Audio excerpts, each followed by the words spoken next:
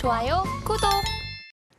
네, 서울경제TV 증시 8 조간 브리핑 시간입니다. 서울경제신문에서 발행한 이슈 전해드리는데요. 첫 번째 소식부터 하나하나 짚어보겠습니다. 화면 살펴보시죠.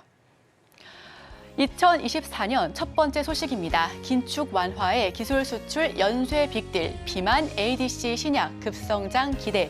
네, 첫 번째 소식으로 제약바이오 소식 전달드리는데요. 2024년 유망 섹터로 제약바이오 빼놓을 수가 없죠. 글로벌 금리 긴축 완화 기조와 항체 약물 접합제 즉 ADC, 비만 치료제 등 신약 시장이 급성장과 함께 한 단계 더 도약할 것으로 전망하고 있습니다. 2024년 제약바이오의 호재들이 몰려 있습니다. 우선 셀트리온 같은 경우는 염증성 장질환 치료제 램시마 피아주사 미국 시장 진출을 허가받았고요. 레고캠바이오 같은 경우에는 작년 얀센과 2조 2천억 원대 역대 최대 규모의 기술 수출을 이뤄냈습니다. 또 금리 인하로 인해서 M&A와 글로벌 빅파마 기술 제휴 역시도 더욱더 활발해질 수 있을 것으로 전망이 되고요. JP모간 헬스케어 컨퍼런스가 올해 1월 8일부터 11일까지 미국 샌프란시스코에서 개최된다라는 부분 역시도 제약바이오의 호재로 들어와 있습니다. 2024년 글로벌 제약바이오 동향을 하나하나 좀 살펴보면 화이자와 머크, 에브비, BMS 등 글로벌 빅파마에 더욱더 큰 활약을 예고하고 있고요. 또 이들 기업들은 최근 공격적으로 ADC 파이프라인을 확보하고 있습니다. 또 비만 치료제는 위고비 주도로 시장을 지속적으로 좀 확장해 나갈 것으로 성장이 예고되고 있는데 자 그렇다면 여기서 ADC와 비만 치료제가 핵심 키워드가 될 수 있을 것으로 파악이 됩니다. 자 그렇다면 국내 동향도 살펴봐야죠. 우선 지금 임상이 진행 중인 제약바이오 종목들 한번 살펴볼 텐데요. 한미약품은 지난해 7월 당뇨병 치료제 비만으로 좀 적응증을 변경했다라는 소식을 전했습니다. 대원제약은 지난해 12월 위고비 주사제를 마이크로니들 패치제로 개발을 완료했고요.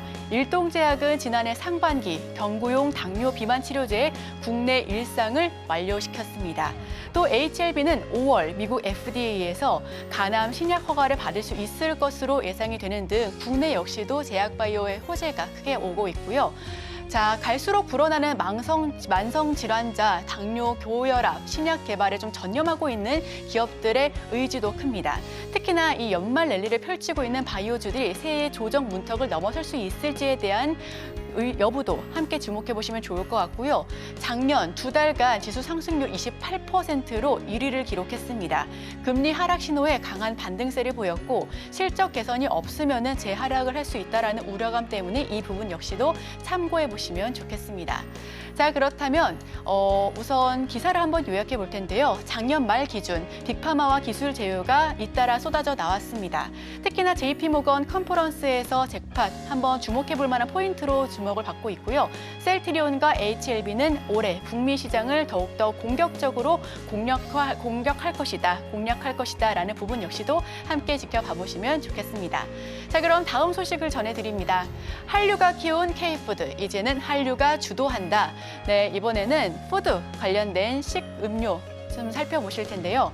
2024년 K푸드는 최근 몇 년간 폭발적인 한류 덕분에 해외에서 인지도를 차츰 올려놨습니다. 새해에는 글로벌 식품 시장에서 주연을 맡으면서 주도할 것으로 보여지고요. 유튜브나 틱톡 등 SNS에서 하나의 문화 콘텐츠로 자리를 잡아 이제는 빠른 확산 단계로 접어들었다라는 평가가 잇따르고 있습니다. 2024년 K푸드는 어떤 모습을 보여줄까요? 우선 코로나19 기간 동안에 영화나 드라마 등으로 해외에 알려지기 시작했습니다.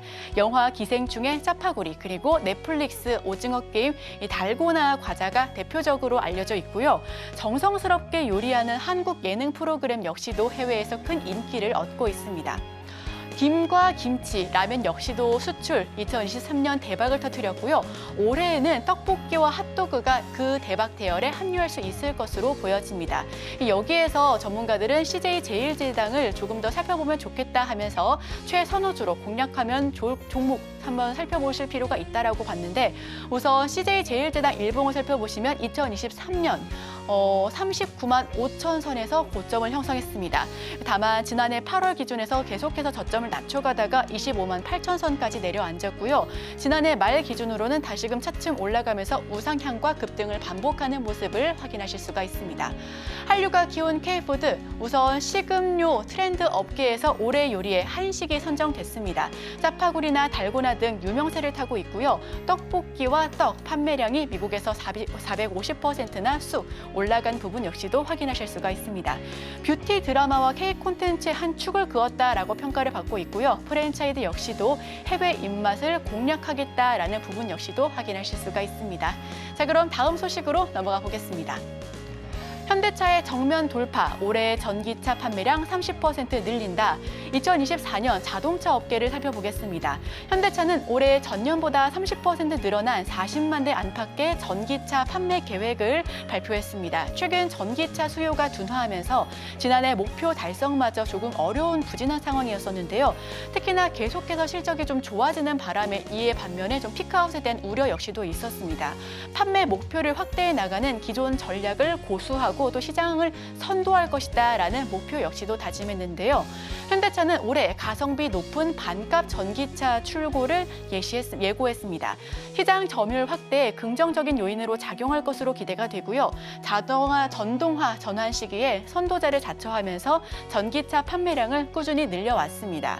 우선 공격적인 판매량을 제시하긴 했지만 이를 달성할 수 있을지에 대해서는 좀 미지수인 상황이다라는 부분 역시도 함께 참고해 보실 만한 포인트로 짚어드립니다. 현대차는 중저가 전기차를 통한 분위기 반전을 노리고 있습니다. 고금리 장기화에 구매 비용에 대한 부담이 늘어가기 때문에 좀 저렴한 전기차가 주목을 받아왔고요. 경차 열풍을 이끈 캐스퍼 전기차는 이르면 올해 7월쯤 국내 시장에 출시될 것으로 보여집니다. 리튬 인산철, 즉 LFP 배터리를 탑재해 보조금을 적용했을 시 가격은 약 2천만 원대 안팎으로 매겨질 수 있겠다라는 책정 금액까지도 살펴보겠습니다. 현대차는 2030년까지 전기차 수익률을 10% 증진할 것을 목표로 하고 있습니다.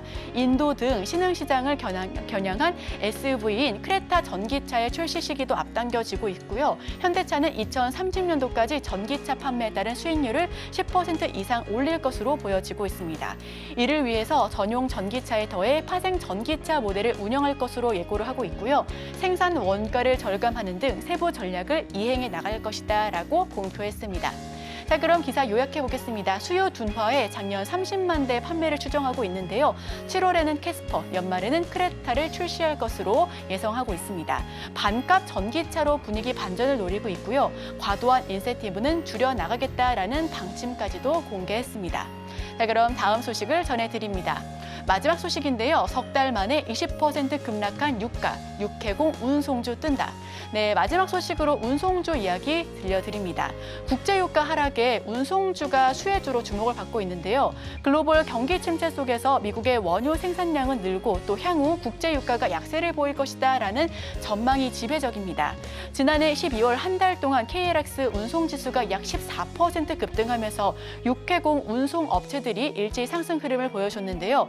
작년 여름까지만 하더라도 골드만삭스는 배럴당 150달러 선까지 유가가 치솟을 수 있다라는 전망을 내보인 것과는 좀 반전된 분위기입니다.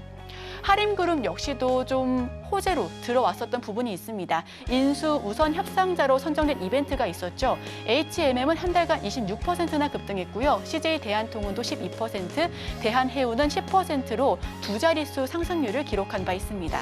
제주항공 역시도 8%, 대한항공은 6.64% 정도 지난달 오름세를 기록했었는데요.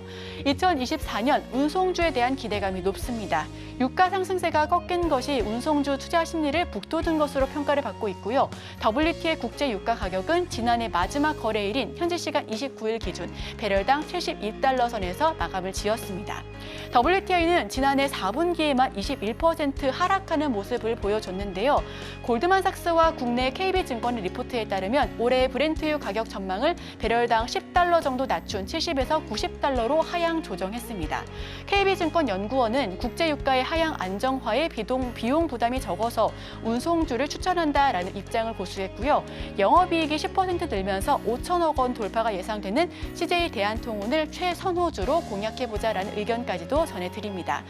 CJ 대한통운 주봉을 살펴보시면 2020년도에 지지부진한 흐름을 보여줬다가 21 2021년도에 큰 폭의 상승률을 보여주면서 고점을 터치했습니다.